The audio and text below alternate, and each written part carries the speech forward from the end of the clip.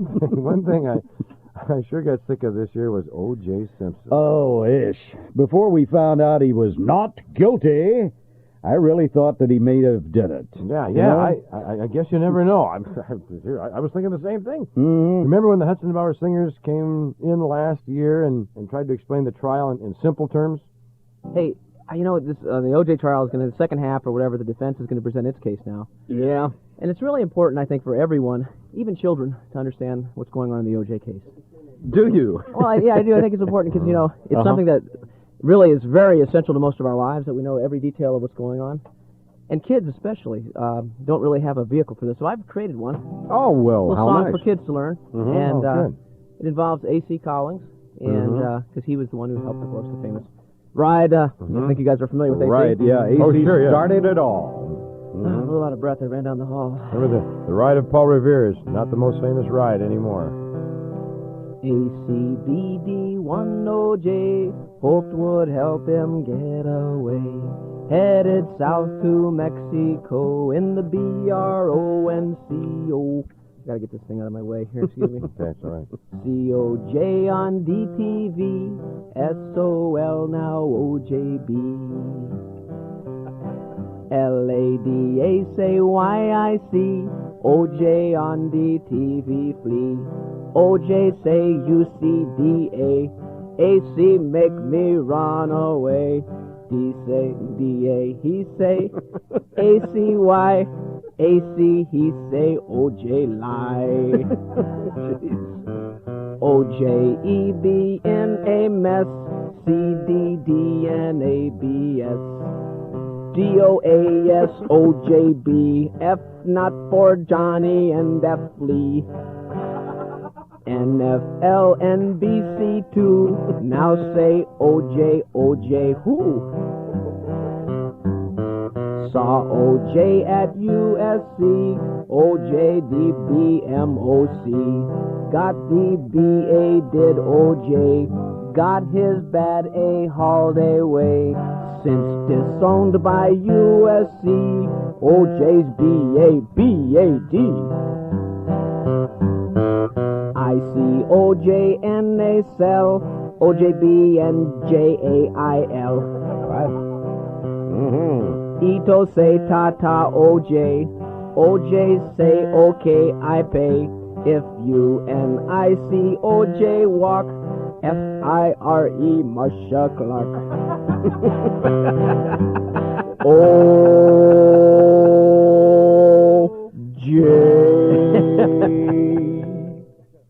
Well, I guess they didn't fire Marcia, but listen, with all the book and movie deals she's going to have going, she couldn't care if they did. Probably not. Hey, boys, Hmm? I've got something here. I've got a little memory I'd like to put on this tape. Oh, really, Mother? Boys, KFMB. Yes, Mother. that's exactly what my story is about this morning. What is that? The incredible difference a person can make in your life, especially when you're at a young age.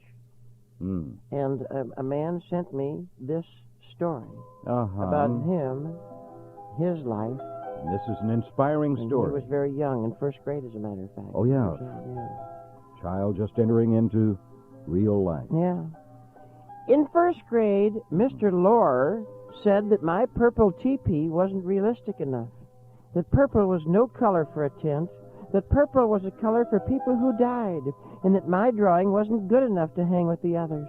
That's a terrible thing to say to a first-grade child. Well, I walked back to my seat counting the swish, swish, swishes of my baggy corduroy trousers. Mm. And with a black crayon, nightfall came to my purple tent in the middle of the afternoon. Oh. In second grade, Mr. Barta said, draw anything. He didn't care what. Mm-hmm. I left my paper blank. And when he came around to my desk, my heart beat like a tom-tom while he touched my head with his big hand. Yes. And in a soft voice, he said, the snowfall. How clean and white and beautiful. Oh, that's charming. Years later, Mr. Lohr was sent to a sensitivity seminar where he met Mr. Barta, one of the teachers. Yes. They now live in a trailer park together where they cook and sew and play with cats. Thank you very much. Other elbow, breast. and by inspirational stories. Certainly inspiring. Thank you, Mother. You're welcome, man. Well, that was beautiful, Mother. Thank you. Well, 1995 was a very important year for me. It was the year I became automated. I bought a computer. Oh, yes. Yes, you know, a lot can happen on a computer. Yes, I think I know what you mean. So people are falling in love on computers all the time now. No kidding. And it's kind of safe. Yeah, I guess it would be. Yeah. Safe love. Yeah, Karen Wilkening call girl ring on a computer now. I can see it now. Let's see, that'd be $45. What for? Well, I met her in the web and the internet. I asked her name and she typed in .com : Alt F1 controlling. Rebooted, all of a sudden she was gone, but then I saw her appear when I pushed page and she was holding .com and still colon. Said she was from Poland. Of course. It's kind of neat. You can have these long-term relationships. Yeah. Long distance, rather. International. That's what I mean. House of Pancakes, yeah. Well, I don't really understand this yet. I never really surfed the internet. These cyberspace relationships are new. I don't know email from an emu. Now, I never fell in love through a screen, but when I saw her picture on my fax machine, I got frisky about Gertrude Romanisky. I said, baby, why don't we just make a Warsaw Pact? Yeah, we ought to be online forever. In fact, would you web me? She said, this is heavy. Well, we set a webbing date that afternoon. We got a private AOL chat room. We were happier than ever before. Our house has lots of windows and we don't need a door. Yeah, our babies are both growing up on CompuServe, 2 megabytes each, and we may have a third. My computer might have to be neutered. I think it would suit her. Gertie, she never deserted me. She can't really hurt me. It's safe here, inside my computer. I'd never reboot her. Gertie. Well, he's back. You mean Ted? Yeah, we had to put Ted on this tape more than just once. Why? It's in his contract. Oh. This is the first time I've spoken to you since and I mentioned on the air that I was going to pick up my brand new GMC Suburban, and I was so excited about it, remember? Yep. Okay, so I go down to Marvin K. Brown, and I pick up my Suburban, and I drive it to work, go to the KFMB studios, and then that's around 3 o'clock in the afternoon. Get done with the news at 6:30 and get off the air at 7. Drive home takes me about 25 minutes, 30 minutes. That would be 7:30, so that's 3 to 7:30 that I have owned the Suburban. Yeah. I wheel into the driveway, make a left turn, and had a previous truck that I was able to swing in and go right into that garage just fine. However, however, this particular truck the Suburban is longer than the previous truck. So as I'm going in the garage, the radio is playing, so I don't hear because the radio is playing in the truck, and I'm just tooling in nicely. I don't hear the current. Now, ooh, that's hard for me to do now. That noise is the side of the truck collapsing against the side of the wall in the garage. I see what I needed to do was pull up to the side and then back up and then go straight in. There's plenty of room on both sides, and there's plenty of room for the length of the truck. It's just that you can't just make this left turn that I've been making previously with a smaller vehicle. So I'm a lucky guy because the next day we're going on vacation. So we get them all. We're talking 7 folks, all the boys, and Damien 1 and Damien 2, of course, in the truck and going down to the airport. So I leave the truck in the airport parking lot, and I call Marvin K. Brown and leave a message saying, "You're not going to believe this." And they're saying, yes, we are. No, fortunately, there was nobody there. I called early enough I wouldn't have to tell anyone this, as in even face-to-face on the phone. So I tell them, look, Do me a favor. Here's what happened. I had this truck 4.5 hours, maybe. I whacked the side out of my brand new Suburban getting in the garage. Would you do me a favor? The truck is at, C by the pole in the new parking lot. Would you pick it up while I'm gone? I don't want to look at the dent in the side and the scratch off the paint and the chrome that's been ripped. Would you do me a favor? Would you pick it up for me and take it to the body shop and do the work? And then I'm coming back on Friday. This is now a Monday. And would you put it in the parking lot for me? So we go to New York. We go visit. We do this. We get sick. We come back. I call from New York at Kennedy Airport. I tell them, look. I'm coming back, and we're going to be back around 9:30 tonight. Could you put the truck back in the parking lot and then call my phone at home and leave a message as to where in the parking lot you're going to put it? Okay, get on the plane. 5 hours to Los Angeles. Get to Los Angeles, and we get to Los Angeles early. So we thought we were going to have a 2-hour layover. The plane has no headwinds. We get there early. We got a 3-hour layover. So I say, wait a minute. Let's go and get to an earlier flight that's going to leave here in 45 minutes. Let's get that. Get on the phone, make a reservation for that airline. Get it. They say, yes. Come on. We go. Now we have to walk. We're going to leave our luggage. It's going to be put on the other plane anyway. We're not going to wait for. And we're going to leave and go to this other terminal. I asked this cop, I say, officer, where is this airline? Oh, that's over in the Bradley terminal. Okay, I say, everybody, we can walk. No, forget that truck. Forget the tram. Forget the one that takes you to the other airline. Let's get on there. We'll just walk, and we'll make this. We'll get there, buy the tickets, get to the gate. We go out there, and we're walking. I finally say, hey, you all stay together. I'm going to run, get to the terminal, get the tickets, and I'll be early. I run. I want you to picture Jesse Owens. You got Jesse Owens in your mind? All right, I'm running. It's not at the Bradley terminal, it's in Terminal 1, which is the furthest totally around the horseshoe at LAX to the far side. In the first terminal, we were totally across LAX. In another terminal, he gave me the wrong terminal. So I'm in there, and I'm running. I get in there. We do, in fact, get the tickets and get on this airplane and come down to San Diego. Now, I get inside the terminal, call my machine at home, my answering machine, to find out the message where they left the truck. I make a small miscalculation by putting coins in the coin box. It's a toll call, thanks to the breaking up of Mother Bell. It's a toll call from the airport to my house. I don't charge it on the calling card. I put the coins in. Now I'm listening. I've been gone a week. There's 18 messages on my machine, says the little lady in the machine. So I'm listening to these others. I'm trying to get through them as fast as I can. I'm worried here, as fast as I can. And it's obviously, this is the calls been made today, Friday, so all the other calls are from Monday, Tuesday, Wednesday, Thursday. And then suddenly I hear, zing. Now, when the coins in the coin box fall down at the end of 3 minutes and interrupt me, it interrupts my message machine in the phone, breaks down the entire computer, and I'm disconnected. So I hang up. This time I use the calling card and call back, but I cannot get back into my machine at home because the computer has gone down when the coins in the coin box breaks down. I can't call my own machine to find out where the truck is.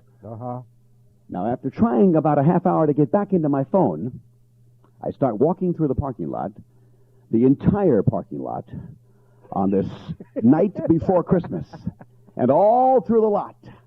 Many trucks were parked, and I'm going nuts. I'm walking through the entire parking lot. I can't get into my own phone machine to find out where the truck was put by these good people who went all the way down there, picked it up, brought it back, did the body work, put it back, did in fact leave me a message on my phone machine where the truck was. I go through the entire parking lot. Finally, I hit upon this beautiful new GMC Suburban. I open the door. I told them, by the way, I'm leaving the keys inside. I know this it's unsafe, but I'm leaving the keys inside, and leave the keys in it when I leave it, and lock the door. Don't lock the door. Don't lock the door. I can't get in. I'm leaving all my keys in there. They lock the door. I don't know where the keys are. I'm looking all over the truck. I can't find the keys. I go inside to the baggage guy at this airline and say, did Marvin K. Brown leave a set of keys here? No. Have him call over to will call at the ticket counter. No, can't find it. As I'm leaving, he does in fact see a little envelope underneath the desk there that has my keys. Finally, way late at night, after spending extra money to catch this early flight, not to have a layover at LAX, in the wee hours of the night at San Diego Airport, I find my keys, get in the truck, and go home. Now, Now I'm going back an hour later to go get the luggage on the flight that's arriving that we were supposed to be on originally from LAX and realize it's the night before Christmas. As I get on Harbor Drive, I realize when it's backed up 9 miles and the line that I'm in, this is the night before Christmas. I'm going back to the airport to get my luggage. I'm going to be here the rest of the night. And I was. Now, the lesson here, boys and girls, is... Don't grow up to be Ted Lightning. Yes! You know, here's a guy that I got tired of seeing and hearing about this past year. Geraldo. It seems like Geraldo was everywhere. Yeah, well, at least somebody finally punched him out in the nose. Oh, yeah. That was a good one. That was one of the good things that did happen. No, actually, what we're doing here is Geraldo's getting punched in the nose again. Yeah, he tried to break up a fight on his show, got punched in the nose, and they said it was swollen up bigger than his ego. Yeah, and that's big. Mm-hmm. Dick Geraldo, we finally come to our senses. He acts so defenseless, so innocent, so pure. It must be sweeps time. We know that he's got his reason to spice up his season. He gets punched in the nose. When you shot your butt with collagen, that was quite disgusting. And when you went to Hoffa's empty to my left, white supremacists already had done your nose busting. Was thinking of something new, too much to ask. Dick Geraldo. Everyone I know wants to throw one big punch to put him off of the air.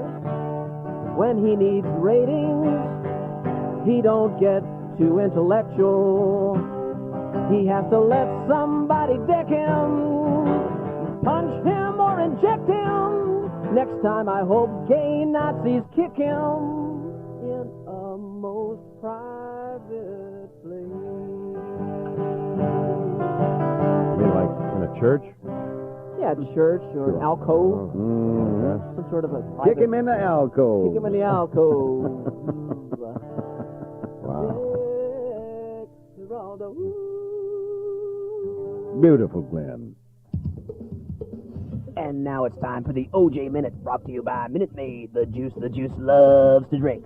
Prosecutors in the OJ trial, counting down to their finale, have been weaving a web of hair and fiber evidence that they say links OJ to the crime scene. Using a microscopic technique to study the cap found at the scene, criminal has found Simpson's hairs, carpet fibers from the Bronco, the navel lint of a Portuguese woman, a piece of cotton candy, some peach fuzz, half a dog's tail, a rabbit's foot, a chia pet, and a pair of fuzzy slippers. Quote Judge Ito, "It's a wonder anyone was even able to get that hat on." OJ began laughing hysterically and pounding his head on the sidebar. Judge Ito had the bailiff rough the juice up a bit and later said it felt good to see OJ get a whooping.